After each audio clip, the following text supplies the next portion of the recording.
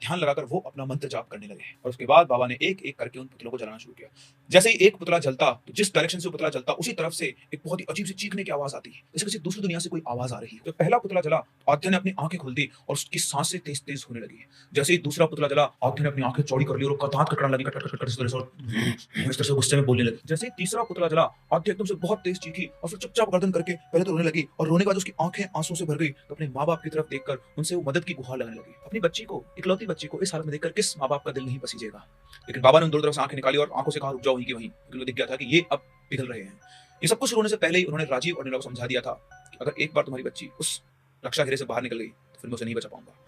उन्होंने जैसे-तैसे अपने आप को कंट्रोल किया और इस तरह से एक-एक करके वो उन पुतलों को जला गए और जैसे ही 8वां पुतला जला, आद्य एकदम से आसमान की तरफ देखकर बहुत तेज़ चीखी और वो चीख इतनी खतरनाक थी, आस-पास जितने भी लोग छुपे हुए थे, सबकी आत्मा नाम गई। उसके बाद बाबा ने देखा तो बाकी सारे पुतले पूरी तरह जल चुके थे। उसका जो शापित रूप वाला पुतला था, वो अब भी आधा ही जला हुआ था। तब उन्होंने एक पीला कपड़ा अपने पास से निकाला, जिसमें था अग्नि ज्वाला सूत्र।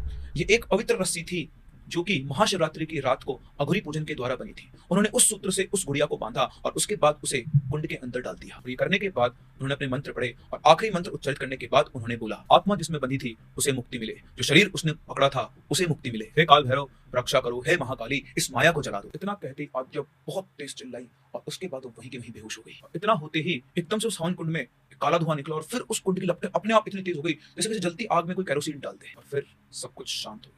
एक सन्नाटा छा गया और सिर्फ आग की लपटों की आवाज कुछ देर तक वहीं पर गूंजती रही। करीबन 1 घंटे के बाद आध्या को होश आया। उसे होश आया तो उसकी आंखें बिल्कुल थकी-थकी थी, लेकिन अब वही मासूमियत वापस उसके चेहरे पर लौट आई थी। उसे होश आया तो उसके माँ-बाप ने उसे उठाया, उसे अपनी मम्मी से लिपट गई और लिपटते हुए बोली कि मम्मी मुझे ऐसा लग रहा था कि जैसे कोई मुझे उस गुड़िया में बांधकर एक डिब्बे में बंद करना चाहता हो। उसके बाद वो बाबा उसे बड़े प्यार से अपने पास बुलाते हैं, उसे शांत कराते हैं, उसके हाथ पर एक रक्षा सूत्र बांधते हैं और उसके सिर के ऊपर 2-3 बार हाथ फेरकर कुछ मंत्र बोलते हैं। उसके बाद उसके पेरेंट्स की तरफ देखकर बोलते हैं कि आज के बाद इसे कोई बुरी शक्ति कभी भी परेशान